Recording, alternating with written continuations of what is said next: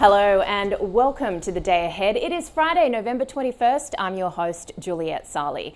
Well, the local market is set to open sharply lower this Friday, with ASX futures down by almost 1.6%.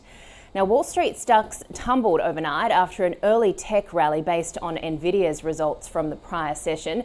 The Dow Jones index was off by 0.8%, the S&P 500 dropping more than 1.5%, and the Nasdaq down by 2.3%. The Russell 2000 of small caps also falling by almost 1.5%, while the SIBO Volatility Index closed at its highest level since April last year.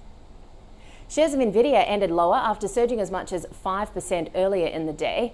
Tech stocks were down the most, while the consumer sector was the only gainer on the S&P 500.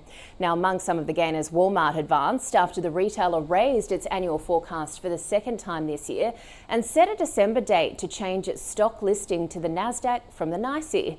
Meanwhile, the Wall Street Journal has reported that a planned $20 billion bailout to Argentina from JP Morgan, Bank of America and Citigroup has been shelved.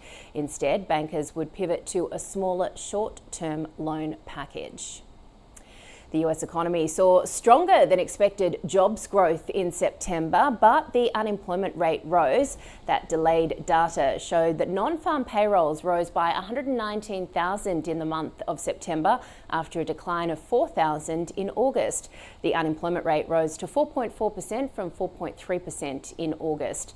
Job gains in September were partially flattened by difficulties adjusted for workers leaving their summer jobs, resulting in higher payroll counts in leisure and hospitality, as well as in the retail industry.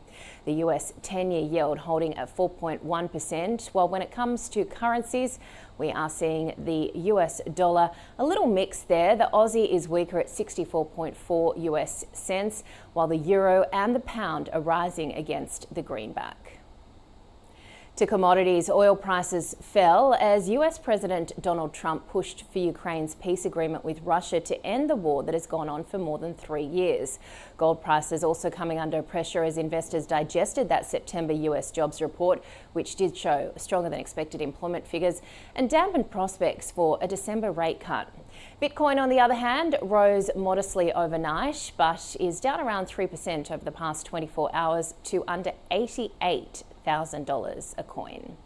Looking ahead, we get global S&Ps today for PMIs, and the AGM season continues. We've got Accent Group, Kogan.com, Lovisa, Reese and WiseTech holding their AGMs. And that does it for the day ahead. I'm Juliette Sarli. We'll see you on Monday.